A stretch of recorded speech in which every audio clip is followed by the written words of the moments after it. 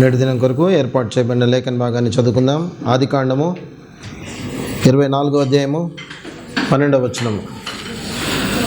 ఆదికాండము 24వ అధ్యాయము 12వ వచనము.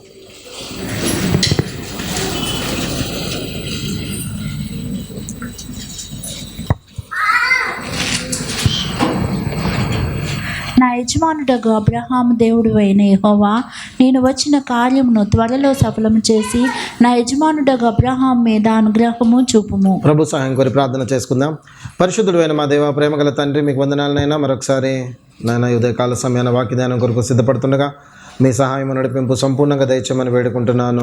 నాయన నన్ను మీ సిలువ చాటున మరుగుపరచండి.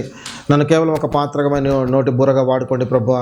అయ్యా మరి ఇదిగో నాయన వినగల చెవులు, చూడగల కన్నులు, గ్రహించే మనస్సు మా అందరికీ దయచేయండి. మీ జీవపు మాటలతోటి మమ్మల్ని ఆదరించి బలపరిచి స్థిరపరచండి నాయన. మమ్మల్ని హెచ్చరించండి, మమ్మల్ని సరిచేయండి ప్రభువా.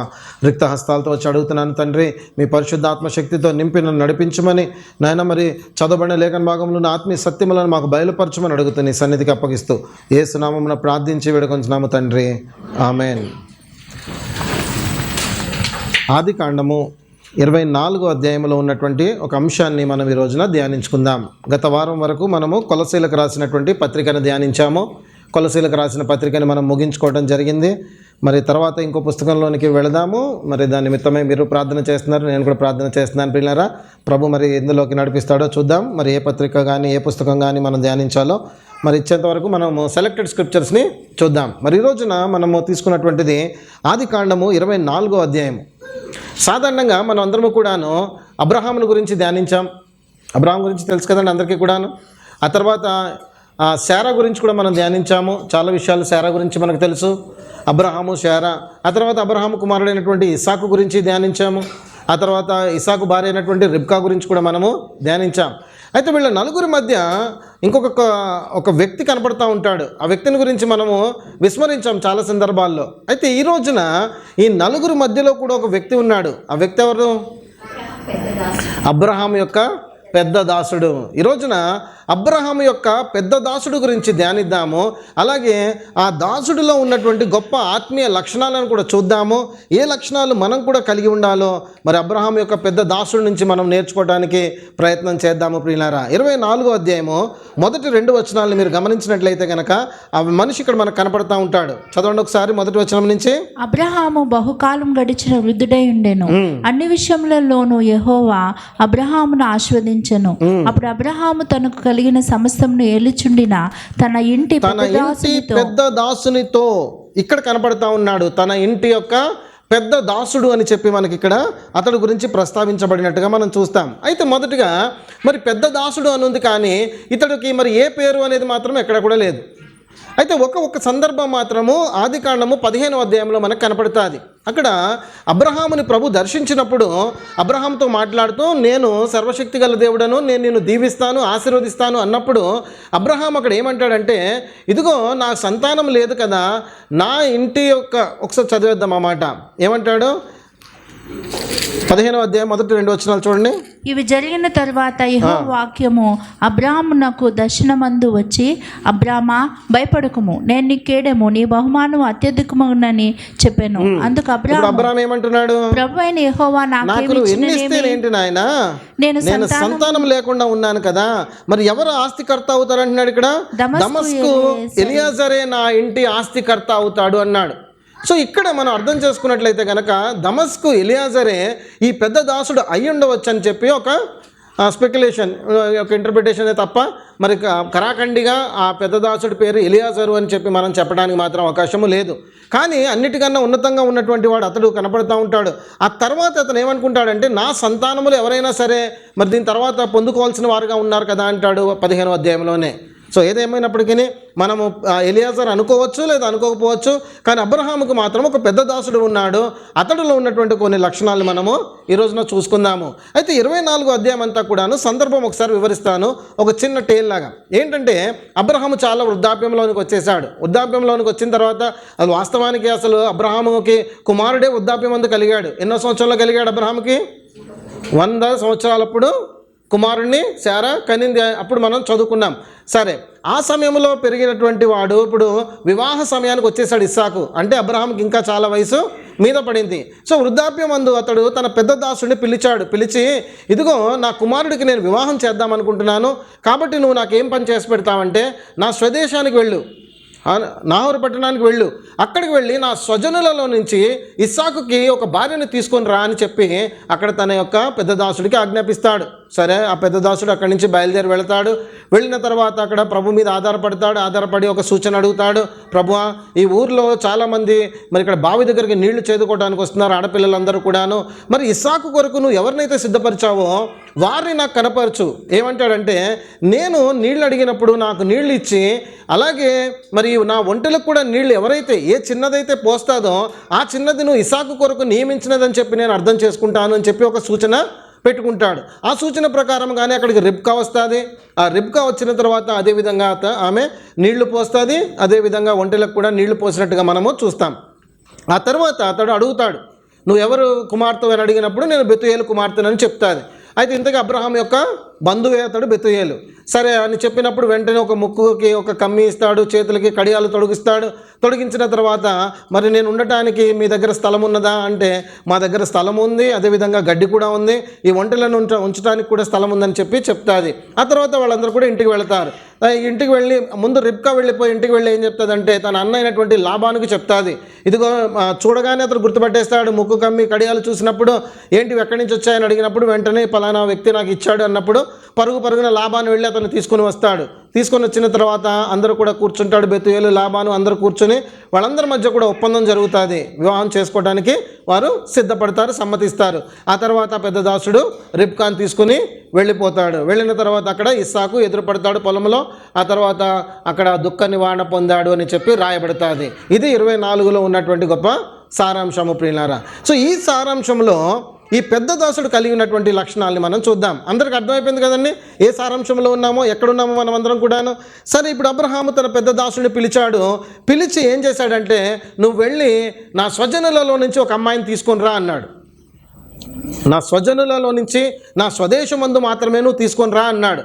వెంటనే అక్కడ పెద్ద దాసుడికి ఒక అనుమానం వచ్చింది. అవును అబ్రహామా, నువ్వైతే నన్ను వెళ్ళమంటున్నావు, తీసుకొని రమ్మంటున్నావు, బాగానే ఉంది. ఒకవేళ ఆ స్త్రీ అక్కడి నుంచి రానన్నది అనుకో, ఒకవేళ నువ్వు పంపించినప్పుడు అక్కడ స్త్రీలు ఇక్కడ వరకు రాను అని చెప్పారనుకో, మరి నేనేం చేయమంటావు అని చెప్పి అక్కడ అడుగుతున్నాడు. ఆ వచనం మన 5వ వచనంలో చూద్దాం. చూడండి, వచ్చేయండి అందరూ 5వ వచనానికి. ఆ దాసుడు, ఈ దేశమునకు నా వెంట వచ్చుటకు ఒకవేళ ఆ స్త్రీ ఇష్టపడిన ఎడల నీవు బయలుదేరి వచ్చిన ఆ దేశమునకు నేను నీ కుమారుని తీసుకొని పోవలెనా అని అడుగగా, ఇక్కడ ముందుగా ఈ దాసుడిలో ఉన్నటువంటి ఫస్ట్ లక్షణం ఏం కనపడుతుందంటే, అతడు తన సొంత నిర్ణయం తీసుకోవట్లేదు, తన యజమానుడి యొక్క ఆలోచనను అడుగుతున్నాడు. ఇక్కడ సాధారణంగా కొన్ని విషయాలలో ఏమవుతూ ఉంటుందంటే, ఒక పని అప్పగించామనుకోండి, ఆ పని అప్పగించిన తర్వాత దాని ఇన్ అండ్ అవుట్ ఏం జరగాల ఏం జరగకూడదు అనేది చాలా విషయాలలో పని అప్పగించబడినటువంటి వారు చేసేస్తారు. అంటే యజమానుడి మీద ఆధారపడే కన్నా వాళ్ళు తీసుకునే ఆలోచన అధికమైపోతూ ఉంటుంది. కాబట్టి ఇక్కడ మనం చూస్తే కనుక అంటే తొందరపాటు నిర్ణయాలు తీసుకునేటటువంటి లక్షణము ఈ పెద్ద దాసుడి దగ్గర లేదు. ఆలోచిస్తున్నాడు, ఏం చేయాలని ఆలోచించి అతడికి ఒక డౌట్ వచ్చింది. సాధారణంగా అయితే ఆ డౌట్ వచ్చినప్పుడు అతడు వెళ్ళిపోవచ్చు, రాకపోతే కనుక నాకెందుకులే రాలేదని చెప్పేద్దాం అనుకోవచ్చు, లేకపోతే కనుక సరే రాలేదనుకోండి ఒక అమ్మాయి చాలా బాగుందని ఇస్సాకుని తీసుకెళ్ళిపోవచ్చు, ఏదైనా జరుగుండొచ్చు. కానీ ఇక్కడ పెద్ద దాసుడి దగ్గర ఉన్న గొప్ప లక్షణం ఏంటంటే ఆలోచించాడు, తన యజమానుడికి ఉన్నతమైన స్థానం ఇచ్చాడు. వచ్చి నీ ఆలోచన ఏంటి యజమానుడా, నన్ను ఏం చేయమంటావు, ఒకవేళ కుమార్తె రానన్నదనుకో నేనేం చేయాలి అన్నప్పుడు అక్కడ అబ్రహాము చెప్తాడు. ఏమని అంటాడు పిల్లరా, ఎట్టి పరిస్థితుల్లో నువ్వు నా కుమారుడిని అక్కడికి తీసుకెళ్ళడానికి వీలు లేదు, అక్కడ ఉన్నటువంటి కుమార్తెని మాత్రమే నువ్వు ఇక్కడికి తీసుకొని రావాలి. నువ్వు వెళ్ళిన తర్వాత ఎవరు కూడా రానన్నట్లయితే కనుక ఆ నింద నీ పైన ఉండదు, అది నీ మీద నుంచి ఇంకా తొలగిపోతుంది అని చెప్పి అక్కడ చాలా స్పష్టంగా మాట్లాడతాడు. సో ఈ విషయంలో మనం గమనిస్తే కనుక సర్వసాధారణంగా దుడుకుతనం ఉన్నటువంటి వారందరూ కూడా సొంత నిర్ణయాలు తీసేసుకుంటారు. ఒక ఉదాహరణ చెప్తాను, గమనించండి. మత్తయి సువార్త 17వ అధ్యాయంలో మొదటి 5 వచనాలు మీరు గమనిస్తే కనుక యేసుక్రీస్తు పేతుర్ని, యోహాన్ని, యాకోబుని వెంటబెట్టుకుని కొండ మీదకు వెళతారు. ఎందుకు వెళ్ళారు? అక్కడ రూపాంతరం చెందడానికి అక్కడికి వెళ్ళారు. అక్కడికి మోషే, ఏలియా ఆత్మస్వరూపిగా వాళ్ళు రావటము, అక్కడికి వచ్చిన తర్వాత అక్కడంతా కూడా మరి ప్రభువు ప్రకాశమానముగా మారిపోవటము, ఆ యొక్క సన్నివేశం అంతటినీ కూడా ముగ్గురు చూశారు. మరి ముగ్గురు చూశారు. అక్కడ చూసిన తర్వాత ఇద్దరు సైలెంట్గానే ఉన్నారు, ఒకరు మాత్రం చాలా దుడుకుగా ముందుకు వెళ్ళిపోతూ ఉన్నారు. ఎంతకు ఎవరైనా పేతురు గారు. చూడండి ఇప్పుడు అక్కడ ఏమని ఉంది అసలు. ఇప్పుడు ప్రభు తీసుకెళ్లారు కూడా, ఏం చేయాలి, చూడాలి, మౌనంగా ఉండాలి. కానీ వెంటనే పేతురు దూకుడు అనమాట, పరుగున వచ్చేసాడు ప్రభు దగ్గరికి. ప్రభువా, ఇక్కడ 3 పర్ణశాలలు కట్టేయాలి అర్జెంటుగా, ఇప్పుడు నీకోటి, మా ఏలియా కోటి, మోషే కోటి, మొత్తానికి పర్ణశాలలు కట్టేద్దాము, మనం అందరం కూడా ఇక్కడే కొండ మీదే ఉందాము, చక్కగా నువ్వు ఇక్కడే ఉండి మేము ఇక్కడే నిన్ను ఆరాధించుకుంటూ ఉంటాము, ఇదే మాకు పరలోకము, మా ముగ్గురికైతే చాలు అనుకున్నాడు. ఎంత తప్పండి అది. మరి మనమందరం ఏమైపోవాలి ఇప్పుడు? కేవలం అక్కడ 3 పర్ణశాలలు కట్టేసి ఆయన మాత్రమే ఉండిపోదాం అనుకోండి. తొందరపాటు అనమాట. యజమానుడి యొక్క ఆలోచన అవసరం లేదు అక్కడ, అవునా? అయితే ఈ మాట తండ్రి అయిన దేవుడికి కోపం వచ్చిందనమాట. అక్కడ ఏమంటారు అప్పుడు? తండ్రి ఏమన్నాడు అక్కడ? ఈయన నా ప్రియ కుమారుడు, ఈయన మాట మీరు వినండి అంటాడు. అంటే పేతురు ఏమనుకున్నాడంటే, నా యజమానుడికి నేనే చెప్పేస్తా, నా మాట ఆయన వింటాడు అనుకున్నాడు. కానీ అక్కడ వచ్చిన స్వరం ఉన్నటువంటి మాట ఏంటంటే, ఈయన నా ప్రియ కుమారుడు, ఈయన మాట మీరు వినండి. సో యజమానుడి మాట దాసుడు వింటాడా? దాసుడి మాట యజమానుడు వింటాడా? అంతే కదండి. సో ఇక్కడ ఉన్నటువంటి లక్షణము చాలా చక్కగా కనపరుస్తాడు ఆ దాసుడు. తాను తన దాసుడు అన్నటువంటి ఆ స్థానాన్ని తీసుకున్నాడు. ఒక డౌట్ వచ్చింది, యజమానుడి దగ్గరికి చక్కగా వెళ్ళాడు. అన్నీ కూడా అడిగినట్టుగా మనము మొదట తెలుసుకుంటూ ఉంటాము. సో మన పైన ఎవరైనా సరే ఉన్నట్లయితే కనుక, పిల్లలు తల్లిదండ్రుల మాట వినాలా, తల్లిదండ్రులు పిల్లల మాట వినాలా, భార్య భర్త మాట వినాలా, భర్త భార్య మాట వినాలా? ఏదో చెప్పండి. భర్తే భార్య మాట వినాలా? నాకేం వినపడట్లేదు సరిగ్గా. మీరు ఏం చెప్తున్నారు? భార్య భర్త మాట వినాలి, దాసుడు యజమానుడి మాట వినాలి, మనమందరము మన ప్రభు అయిన యేసుక్రీస్తు మాట వినాలి. సో ఇది ఒక సీక్వెన్స్ ప్రభు మనకి ఏర్పాటు చేసినటువంటిది. పిల్లలు తల్లిదండ్రుల మాట ఖచ్చితంగా వినాల్సిందే. సో కాబట్టి ఆ సీక్వెన్స్లోనే మనం ముందుకు సాగాలి. ఈ దాసుడి దగ్గర నుంచి నేర్చుకుంటున్న మొదటి లక్షణము ఆ లోబడే తత్వం అని మనము కలిగి ఉండాలి. రెండవ లక్షణాన్ని చూద్దాం రండి. అయితే ఎప్పుడైతే ఆ స్త్రీ రాదు అని చెప్పినప్పుడు, నువ్వు నింద నీ పైన ఉండదు అని చెప్పేశాడో, వెంటనే ఆ దాసుడు ఏం చేశాడంటే అక్కడి నుంచి బయలుదేరటం మొదలుపెట్టాడు. సో ఇప్పుడు ప్రయాణం స్టార్ట్ చేశాడు దాసుడు. ఆ ప్రయాణం స్టార్ట్ చేసినప్పుడు అతడు ఎలా వెళ్ళాడో చూద్దాము. రెండవది 24వ అధ్యాయము 9-10 వచనాలకు వచ్చేయండి. అందరూ ఆదికాండం 24వ అధ్యాయంలో ఉండిపోండి. ఆ దాసుడు 9వ వచనం. ఆ దాసుడు తన యజమానుడగు అబ్రహాము తొడ క్రింద తన చేయి పెట్టి ఈ సంగతి విషయమే ప్రమాణం చేసెను. అతడు తన యజమాని ఇద్దరి మధ్య ఒప్పందం కుదిరింది. ఇప్పుడు వాళ్ళిద్దరు కూడా ఒక ఒప్పందానికి వచ్చేసారు ఏం చేయాలనేది. తర్వాత అతడు తన యజమానుని ఒంటెలలో 10 ఒంటెలను తీసుకున్నాడు. తన యజమాని ఆస్తిలో శ్రేష్టమైన నానా విధములకు వస్తువులను తీసుకున్నాడు. అతడు లేచి అరామ్నహరాయిములోనున్న నాహోరు పట్టణానికి చేరాడు. ఇప్పుడు ఏమేమి తీసుకుని బయలుదేరినట్టుంది ఇక్కడ? 10 ఒంటెలు తీసుకున్నాడు, తన ఆస్తిలో శ్రేష్టమైనటువంటి వస్తువులను తీసుకున్నాడని చెప్పి రాస్తున్నాడు. అయితే ఇది ఎలా మనం ఇక్కడ ఎన్ని తీసుకుని వెళ్ళి ఉండొచ్చు అంటారు? ఇప్పుడు శ్రేష్టమైన వస్తువులు అంటే మనకు కొంత, అంటే మనము కేవలం ఆలోచనకే పరిమితం చేసుకోకుండా బైబిల్లో ఇంకొంచెం ఎక్స్ప్లెనేషన్ ఇచ్చాడు ఆయన ఏమేమి పట్టుకెళ్ళాడని చెప్పి మనం చూడగలిగితే కనుక. ఒక్కసారి 22వ వచనం చూడండి. ఆదికాండము 24వ అధ్యాయం 22వ వచనము. ఒంటెలు త్రాగుటే చదవండి. ఒంటెలు త్రాగుటే అయిన తరువాత ఆ మనుష్యుడు అరతులము ఎత్తుగల బంగారపు ముక్కు కమ్మీని, ఆమె చేతులకు 10 తులముల ఎత్తుగల 2 బంగారు కడియములను తీసి, అంటే ఇతను తీసుకువెళ్ళినటువంటి వస్తువులలో, శ్రేష్టమైనటువంటి వస్తువులలో కొన్ని ఇక్కడ మనకు ప్రస్తావించాడు. పైన మాత్రం కేవలము 10 ఒంటెలు తన ఆస్తిలో శ్రేష్టమైనవి పట్టుకెళ్ళాడు అన్నాడు. కిందకి వెళితే కనుక ఒక చిన్న వివరణ ఇచ్చాడనమాట. ఎన్ని తులాల బంగారపు ముక్కు కమ్మి ప్రియులారా? అరతులము అంటే ఎంత? 5 గ్రాములు. సాధారణంగా ఈ రోజులో ఎన్ని గ్రాములు పెడుతుంటారు? 1 గ్రామ్ కన్నా మించి ఉండదేమో నాకు తెలిసి. అంటే చాలా చిన్నగా, అసలు కనిపించినట్టుగా పెడతారు. కానీ ఆ రోజుల్లో ఎంత పెట్టారని అర్థమవుతుంది. 5 గ్రాములు అంటే ఉంగరం వస్తుంది చిన్నపిల్లలకి. అంటే ఆ ఉంగరం సైజులో ముక్కు పొడుకుండేదనమాట. రిప్కా ఎటువంటిది పెట్టుకుందో దీన్ని బట్టి మనకు అర్థమవుతుంది. అర్థమైందా అండి? జస్ట్ పిక్చరైజేషన్ కోసం చెప్తున్నాను. 5 గ్రాముల ముక్కు కమ్మి అక్కడ ఇచ్చినట్టుగా చూస్తున్నాం. మరి ఇంతకీ తులం అంటే ఇప్పుడు 5 గ్రాములు, కానీ అప్పుడెంతో తెలియదు. సరే, ఇంకేం తీసుకెళ్ళాడు అంటున్నాడు? ఇది మరీ దారుణంగా ఉంది చూడండి పిల్లరా. 100 గ్రాములు గాజులు అంటే ఏకంగా. సాధారణంగా మనం గాజులు కొనడానికి వెళ్తాము, ఎన్ని గ్రాముల్లో కొంటాము? 10 నుంచి 20 మధ్యలో ఉంటాయి, అంతేనా కాదా? అంతకు దాటవు. కానీ ఇక్కడ మనం చూస్తే కనుక ఎన్ని తులాల ఎత్తుగల బంగారపు కడియాలు ఉన్నాయి అక్కడ? 10 తులములు. 10 తులములు అంటే 100 గ్రాములు, 100 గ్రామ్స్ ఇంత ఉంటుంది రాయ.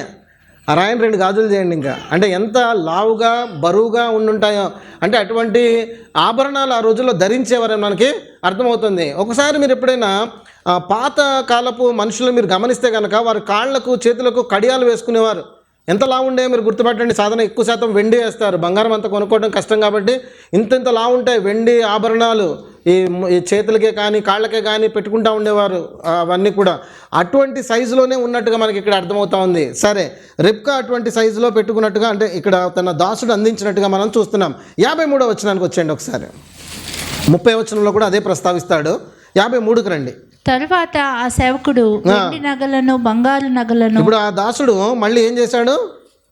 వెండి నగలను బంగారు నగలను వస్త్రములను తీసి రిబ్కాకు ఇచ్చాను. ఏమేం పట్టుకుని వెళ్ళాడు? ఇప్పుడు ఫస్ట్ మనం చూస్తే 10 ఒంటెలు ఉన్నాయి. దాని తర్వాత తన ఆస్తిలో శ్రేష్టమైనటువంటి నానావిధములకు వస్తువులు అన్నాడు. ఆ కిందకి వెళ్ళిన తర్వాత 5 తులాల ముక్కు కమ్మి ఇచ్చాడు, 100 గ్రాముల బంగారపు కడియాలు ఇచ్చాడు. ఇక్కడికి వచ్చినప్పుడు వెండి నగలు బంగారు నగలు వస్త్రములు తీసుకుని వెళ్ళాడు అని చెప్పి అర్థమవుతా ఉంది. అయితే ఇదంతా ఎందుకు మనము చెప్పుకుంటున్నాం ఇప్పుడు? ఒక్కసారి ఆలోచిద్దాం. ఇవన్నీ గనక దాసుడుగా ఒకవేళ మనం ఉంటే మనకి ఇచ్చారనుకోండి, ఏం చేస్తాం? నేనైతే అటు నుంచి అటు జంపు, అంతే కదండి. 10 ఒంటెలు వచ్చాయి, బంగారపు కమ్మీలు కడియాలు వచ్చాయి, బంగారపు వస్తువులు, తర్వాత వెండి వస్తువులు, మంచి మంచి వస్త్రాలు వచ్చాయి. ఇన్ని వచ్చాయంటే కనుక మనం ఏం చేస్తాం అప్పుడు? అర్థమైంది కదండి. ఈ రోజుల్లో ఒకవేళ ఎవరికైనా సరే నమ్మకంగా అన్ని వస్తువులు ఇచ్చి ఆ పని అప్పగించగలమా చెప్పండి? ఈ దాసుడి దగ్గర ధనాశ కానీ దురాశ కానీ లేనే లేదు. ఎంత గొప్ప లక్షణం చూడండి. అన్ని వస్తువులను పట్టుకుని వెళ్ళాడు అతడు. అన్ని వస్తువులు పట్టుకెళ్ళిన తర్వాత సాధారణమైనటువంటి ప్రయాణం చేయలేదు. మ్యాప్లో మీరు ఒకవేళ చూస్తే కనుక ఈ కింద భాగంలో ఉంటాడు, పై భాగంలో నాహోరు పట్టణానికి వెళ్తాడు. ప్రయాణం చాలా లాంగ్ డిస్టెన్స్ ఉంటుంది. సో అంత ప్రయాణం చేశాడు. ఈ మధ్యలో ఎక్కడో ఒక చోట అతడు సెటిల్ అయిపోవచ్చు. తన చక్కగా లైఫ్ సెటిల్ అయిపోద్ది కదా. 10 వంటలు ఉన్నాయి, కూడా కావాల్సిన బట్టలు ఉన్నాయి, కావాల్సిన వెండి నగలు ఉన్నాయి, బంగారపు నగలు ఉన్నాయి, ముక్కు కమ్మీలు ఉన్నాయి, కడియాలు ఉన్నాయి. తన జీవితం ఇంకా పెద్ద దాసుడే కదా, వృద్ధాప్యంలో ఉండే ఉంటాడు పెద్ద దాసుడు అంటే. తను ఎలాగైనా జీవితాన్ని కొనసాగించవచ్చు. కానీ తన దగ్గర ఉన్నటువంటి ఆ గొప్ప లక్షణము దురాశ అనేది లేనే లేదు, ఆ ధనాశ అనేది లేనే లేదు. ప్రియులారా, మరి మనం ఒక్కసారి ఆలోచన చేద్దాం. కేవలము గెహాజీ ఎటువంటి దానికోసము సిమిలర్ వస్తువులే ఉంటాయి అక్కడ కూడా. గెహాజీ దేనికోసము ధనాశకు పడిపోయాడు? ఈ చిన్న వాటి కోసమే. షీనారు వస్త్రము కోసం పడిపోయాడు, వెండి నాణ్యాల కోసం పడిపోయాడు, బంగారు నాణ్యాల కోసం పడిపోయాడు. పిల్లారా, నయమాను వస్తాడు, చక్కగా స్వస్థత పొందుతాడు. పొందిన తర్వాత అతడు అంటాడు, ఇదిగో నీ దేవుడు తప్ప మరొక దేవుడు లేడు అని చెప్పి రూఢిగా చెప్తాడు. అంత చెప్పిన తర్వాత నిజంగా సంతోషంతో ఇదిగో బహుమానాలు ఇస్తున్నాను అన్నప్పుడు ఎలీషా అంటాడు, నీ బహుమానం నాకు వద్దు అంటాడు. తృణీకరిస్తాడు. తృణీకరించిన తర్వాత నయమానై పట్టుకుని వెళ్ళిపోతూ ఉంటాడు. గెహాజీ హృదయంలో దురాశ వచ్చింది. ఆ దురాశతోటి ఏం చేస్తాడు? పరుగున వెళతాడు, అబద్ధం చెప్తాడు. అక్కడ ఇదిగో ఇప్పుడే శిష్యులు వచ్చారు నా యజమానుడి దగ్గరికి, వారికి కొన్ని వస్త్రాలు కొన్ని నాణ్యాలు కావాలి, ఇవ్వు అన్నప్పుడు అతను ఏం చేస్తాడు? చాలా ఇచ్చేస్తాడు. ఒకటి అడుగుతాడు కానీ రెండు ఇస్తాడు. సో అవన్నీ తీసుకుని వచ్చి దాచుకుంటాడు అతడు. ఎలీషా ఒక గొప్ప మాట అంటాడు పిన్నారా, ఇవన్నీ సంపాదించుకోవటానికి ఇది సమయమా అంటాడు. ఇది సమయమా ఇప్పుడు ఇవన్నీ సంపాదించుకోవటానికి అంటాడు. ఆ రోజే ఆ మాట అన్నాడంటే ఈరోజు ఇంకెంత దృఢంగా ఆ మాటను మనం విశ్వసించాలి. అర్థం చేసుకోండి, అవునా కాదండి? వాటన్నింటి కోసం ఇది సమయమా ఇప్పుడు? వాటి వెనకాల పడటానికి, వాళ్ళు ప్రాకులాడటానికి, అక్రమంగాను అన్యాయంగాను తెచ్చుకోవటానికి గెహాజీ ఇది నీకు అవసరమా అని అడుగుతాడు. గెహాజీ దగ్గర దురాశ ఉంది పిల్లలు. ఆ తర్వాత సేమ్ ఆకాను కూడా అదే తప్పు చేస్తాడు. ఆకాను కూడా ఏం తెచ్చుకుంటాడు? వెళ్ళి అదే వస్త్రాన్ని తెచ్చుకుంటాడు, వెళ్ళి అవే బంగారు. అక్కడ కూడా ఒకటి రాసుంటుంది పిల్లారా, చూద్దాం ఒక్కసారి. యెహోషువ గ్రంథానికి రండి. అంటే సైజ్ ఆఫ్ గోల్డ్ ఒకసారి ఆలోచిద్దాం. యెహోషువ గ్రంథానికి రండి, 9వ అధ్యాయం 7వ అధ్యాయం 21వ వచనం. యెహోషువ 7:21 రండి. దోపుడు సొమ్ములో ఒక మంచి షీనారు పై వస్త్రమును, 200 తులముల వెండిని, 50 తులముల ఎత్తుగల ఒక బంగారు కమ్మిని నేను చూచి వాటిని ఆశించి తీసుకొంటిని. అదిగో నా డేరా మధ్య అవి భూమిలో దాచబడి ఉన్నవి. ఏమేమి తెచ్చేసుకున్నాడండి ఇప్పుడు ఈయన?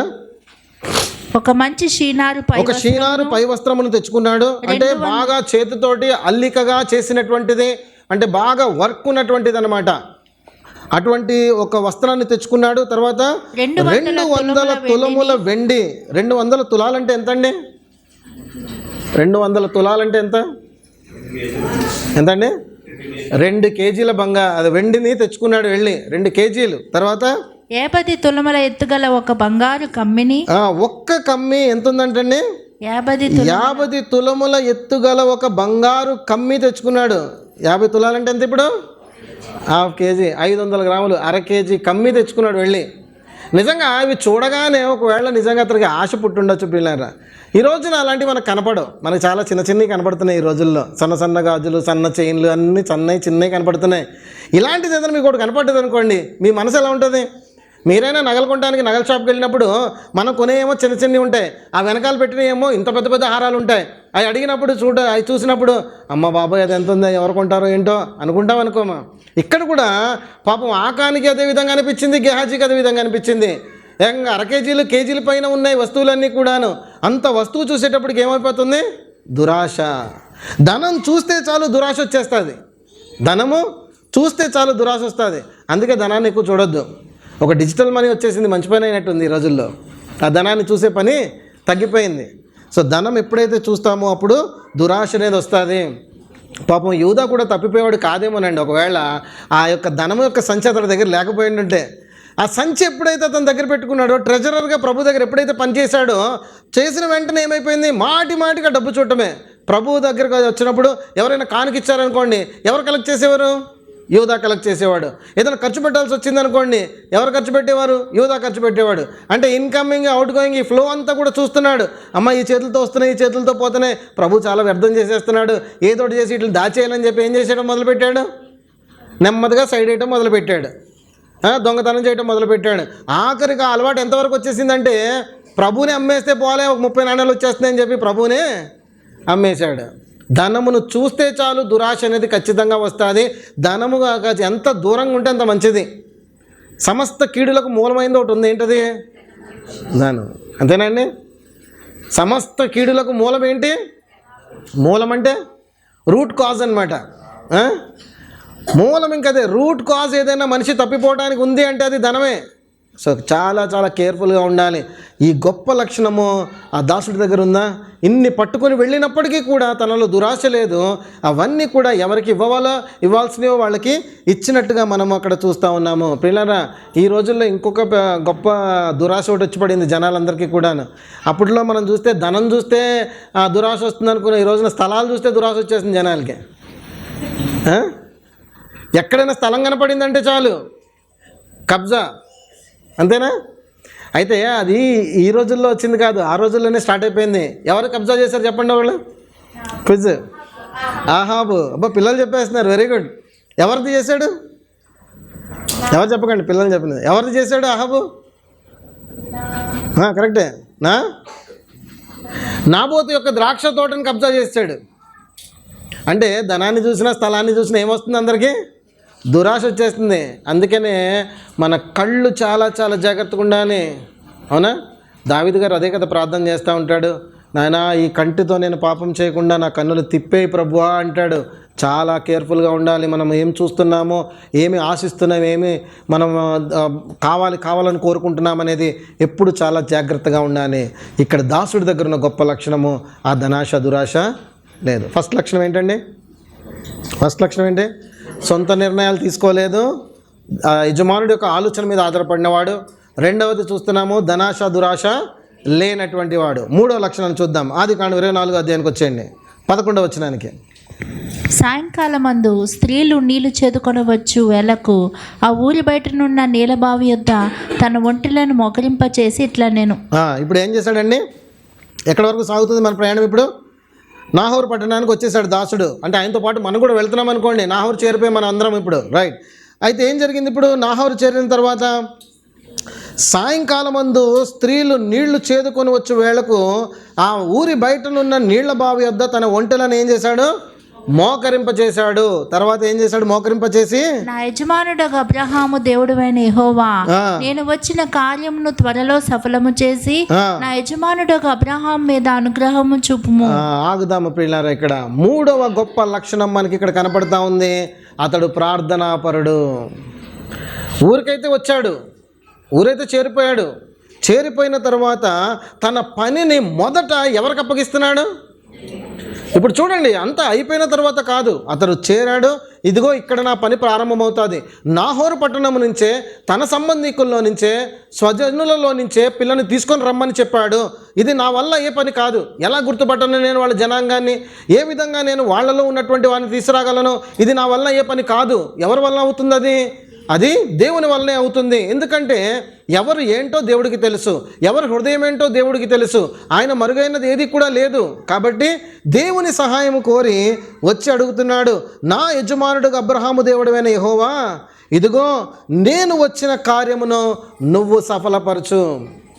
అక్కడ అర్జెన్సీ కూడా ఉంది, త్వరలో నువ్వే సఫలపరచు అంటున్నాడు.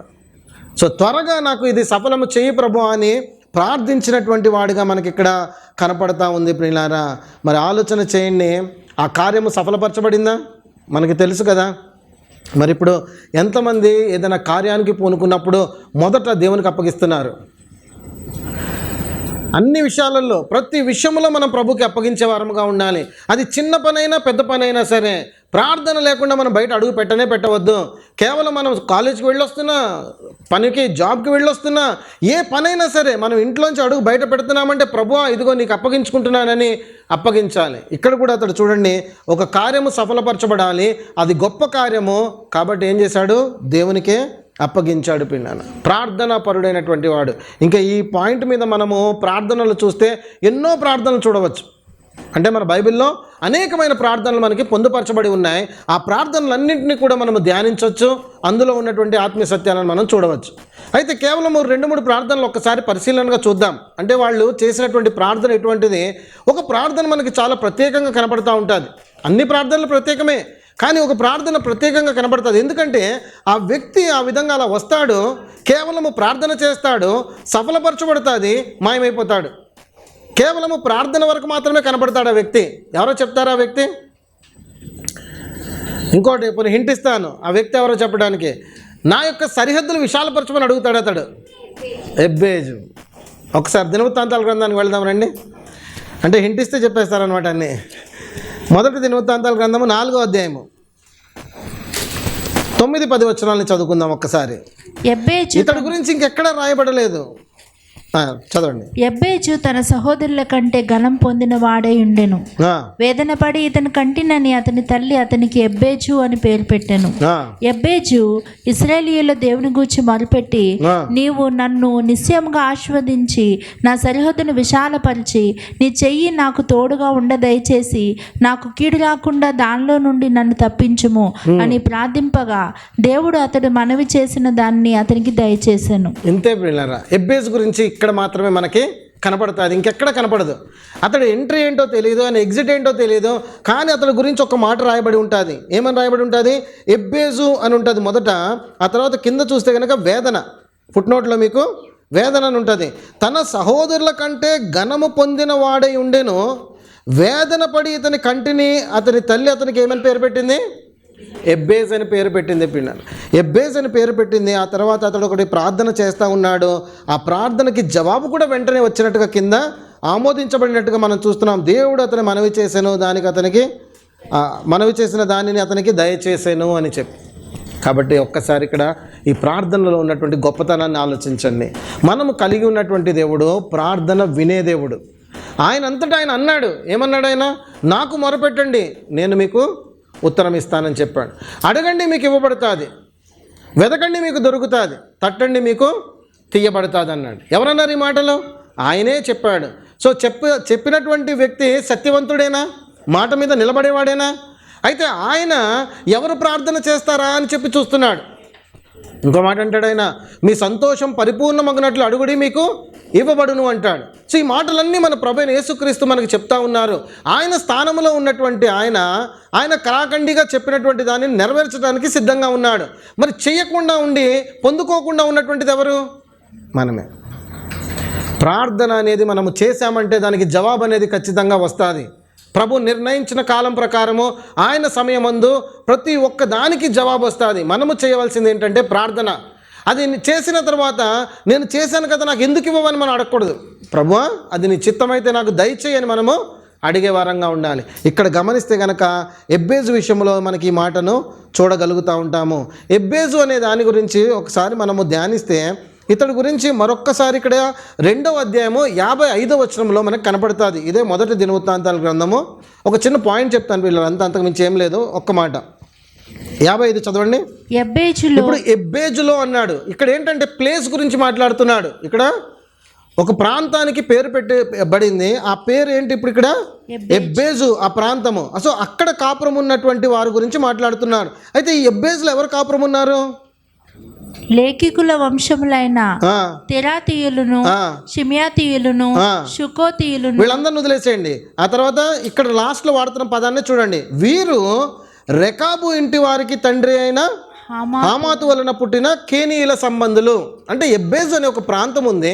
సాధారణంగా ఇప్పుడు మనం ఒకవేళ చూస్తే కనుక ఆయా పేర్లను బట్టి ఆ ప్రాంతాలకి పేరు ఇవ్వబడేది. ఫస్ట్ మనం చూస్తూ ఉంటాము హానోకును బట్టి అక్కడ ఒక ప్రాంతము హానోకు అని పేరు వచ్చింది. అక్కడ వీళ్ళందరూ కూడా నివాసం చేశారు. సో ఆ విధంగా చూస్తే కనుక ఎబ్బేజులో ఈ ప్రాంతంలో బహుశా ఇతను ఉండేవాడేమో. అయితే వీళ్ళందరూ కూడా ఎవరు సంబంధికులు అంటే కనుక మనం చూస్తున్నాము రెకాబీలు అని చెప్పి మనకు రాస్తున్నాడు. మరి ఈ రెకాబీల గురించి ఏమైనా ప్రత్యేకత ఉందా అంటే ఒక గొప్ప ఆశీర్వాదము రెకాబీలకు ఉంది. ఇర్మియా గ్రంథం 35వ అధ్యాయానికి వెళితే మనకు అర్థమవుతుంది. ఇక్కడ రెకాబీల గురించి 35వ అధ్యాయంలో మాట్లాడతాడు ఇర్మియాలో. అయితే ఏం మాట్లాడుతున్నాడంటే కొంతమంది వచ్చి రెకాబీలతో అంటారు, ఇదిగో మద్యము తాగండి మీరందరూ కూడా, మేము మీకు పోస్తున్నామంటే వాళ్ళు ఏం చెప్తారంటే, ఇదిగో మేము ఎవ్వరము కూడా ద్రాక్షరసము తాగడానికి వీల్లేదు, ఎందుకంటే మా పితరుడైనటువంటి యెహోనాదాబు మాకు ఈ మాట చెప్పాడు కనుక మేము ఎట్టి పరిస్థితిలో కూడా మేము ద్రాక్షారసను పానము చేయము అని చెప్పి నిలబడిపోయినటువంటి వారు ఈ రెకాబీలు. ఒకసారి చదువుదాం రండి. 35వ అధ్యాయము 5వ వచనం చూడండి. నేను రెకాబీయుల ఎదుట ద్రాక్షారసంతో నిండిన పాత్రలను గిన్నెలను పెట్టి ద్రాక్షారసం త్రాగుడని వారితో చెప్పగా వారు మా పితరుడగు రేకాబు కుమారుడైన తాగమని చెప్తే ఏమన్నాడు? మా కుమారుడైనటువంటి రెకాబు కుమారుడైనటువంటి యెహోనాదాబు మీరైనను మీ సంతతి వారైనను ఎప్పుడును ద్రాక్షారసం త్రాగకూడదని మాకు ఆజ్ఞాపించను గనుక మేము ద్రాక్షారసము తాగము. అంటే చాలా డిసిప్లిన్డ్గా, చాలా భయము భక్తి కలిగినటువంటి వారుగా వీళ్ళందరూ కూడా నడుచుకుంటున్నారని కనపడుతుంది. ఫైనల్గా వీళ్ళకి వచ్చిన ఆశీర్వాదం 19వ వచనం చూడండి. కాబట్టి ఇశ్రాయేలు దేవుడును సైన్యములకు అధిపతియునగు యెహోవా సెలవిచ్చినదేమనగా నా సన్నిధిలో నిలుచుటకు రేకాబు కుమారుడైన యెహోనాదాబు సంతతి వాడు ఎన్నడూ నుండక. ఇది గొప్ప ఆశీర్వాదము. ఎందుకు వచ్చింది ఆశీర్వాదము? ఎందుకు వచ్చింది ప్రార్థనకు వెంటనే జవాబు?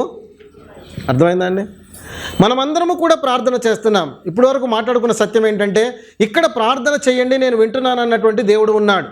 ఇటు పక్కన మనం అందరం కూడా ప్రార్థన చేస్తున్నటువంటి వారం ఉన్నాము. ఇప్పుడు ఒక పక్కన ఒక ఉదాహరణ మనం ఆలోచిస్తున్నాము. ఎబ్బేజు చేసిన ప్రార్థన, ఎబ్బేజు ప్రార్థన వెంటనే ఆలకించబడింది, తనకు జవాబు వచ్చింది. దాని వెనకాల ఉన్నటువంటి ఒక గొప్ప కారణం ఏంటంటే అతడి పూర్వీకులు, అతడి కుటుంబ సభ్యులు అందరూ కూడాను భయభక్తులు కలిగినటువంటి వారు గనుక. అంతేనా కాదా అండి? ఎలా పడితే అలా మన జీవితాన్ని జీవిస్తూ మనము ప్రభువా నాకు ఇది కావాలి నాకు అది కావాలని ప్రభు దగ్గరకు వెళ్తే చేస్తాడంటారా? చేస్తాడా? చేయడానికి ఎట్టి పరిస్థితిలో చేయడు. కాబట్టి మనం చాలా చాలా జాగ్రత్తగా ఉండాలి. భయము భక్తి కలిగిన జీవితాన్ని మనం ఎప్పుడైతే జీవిస్తూ ముందుకు సాగుతామో అప్పుడు ప్రభు దగ్గరకు వచ్చి మనం ఏది అడిగినా సరే అప్పుడు ఏం చేస్తాడు? ఆయన ఇస్తాడు.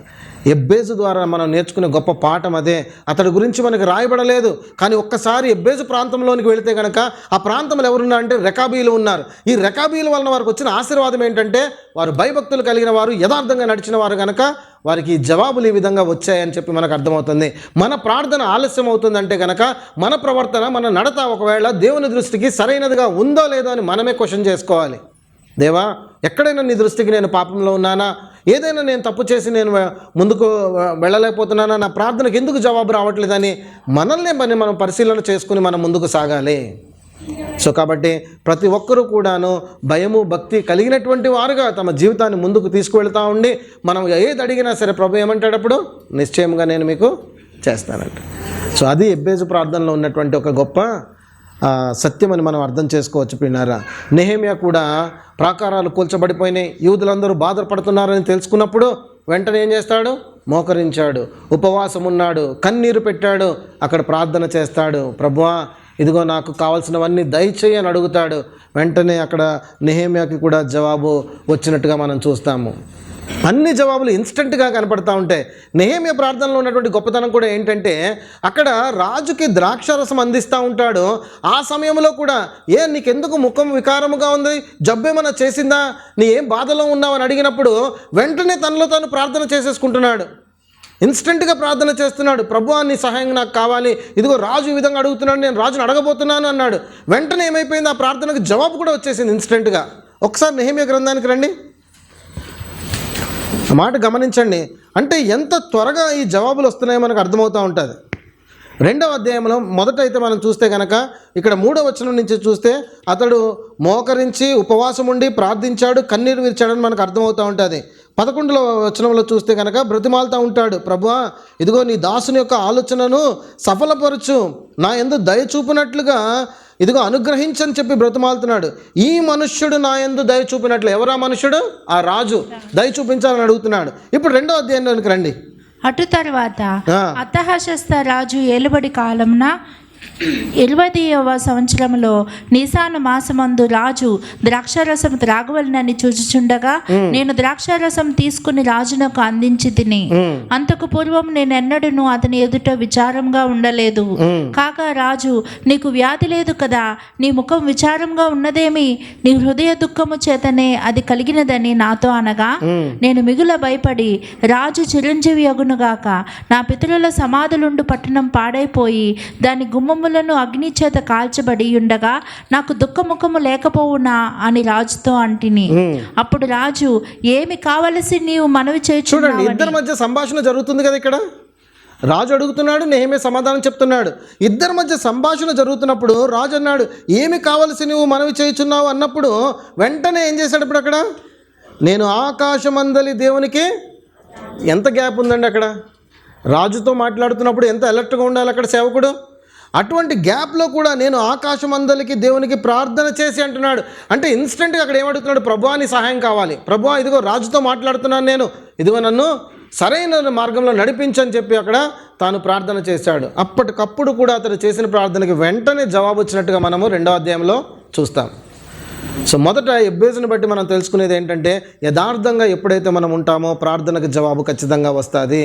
ఇక్కడ కూడా నెహెమ్యాలో మనం చూడగలుగుతున్నటువంటిది అదే. అతడు కూడా యథార్థంగా ఉన్నాడు, అతడు ప్రార్థనకి జవాబు చూసినటువంటి వాడిగా ఉన్నాడు. బైబిల్లో మరొక శ్రేష్టమైన ప్రార్థన ఉంటుంది ప్రియులారా, ఆశ చేసినటువంటి ప్రార్థన. అతడు కూడా మరి అక్కడ కుషీయులైనటువంటి కొందరు, జరాహు, వీళ్ళందరూ కూడా గొప్ప సైన్యంతో ఆశ మీదకి యుద్ధానికి వస్తారు. ఆశ గురించినటువంటి గొప్ప సాక్ష్యం ఉంటుంది. ఏంటంటే అతడు చాలా భయభక్తులు కలిగినటువంటి వాడు. అతను ఏడుబడిలో ఆ దేశం అంతా కూడా చాలా నెమ్మది అనుభవించారు అని చెప్పి రాస్తాడు వాళ్ళ గురించి. అయితే అతడు చేసిన ప్రార్థన ఎంత సరెండరెన్స్ ఉంటుందో మనం ఒక్కసారి ఆలోచించవచ్చు. అందులో ఒకసారి ఆ మాట కూడా చూసేద్దాం. 2వ దినవృత్తాంతాల గ్రంథము 14వ అధ్యాయము.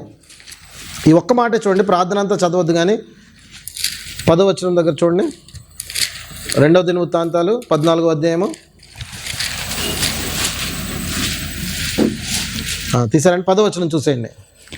వారు మారేషానొద్ద జెఫాతాను పల్లపు స్థలమందు పంక్తులు తీర్చి యుద్ధము కలుపగా ఆశ తన దేవుడైన యెహోవాకు మొరపెట్టి, యెహోవా విస్తారమైన సైన్యము చేతిలో ఓడిపోకుండా, ఈ ప్రార్థన గమనించండి, ఓడిపోకుండా బలము లేని వారికి సహాయం చేయుటకు తనను తాను ఎలా పోల్చుకున్నాడు? ఇప్పుడు బలము లేనటువంటి వాడిగా పోల్చుకున్నాడు. బలము లేని వారికి సహాయం చేయుటకు నీకన్నా ఎవరునూ లేరు, నువ్వు తప్ప ఇంకెవరు లేరు అన్నాడు. తర్వాత మా దేవా యెహోవా మాకు సహాయము చేయము, మాకు సహాయం చేయనాయనా, నిన్నే నమ్ముకున్నాము ప్రభువా, నీ నామమును బట్టి ఈ సైన్యమును ఎదిరించుటకు బయలుదేరి ఉన్నాము.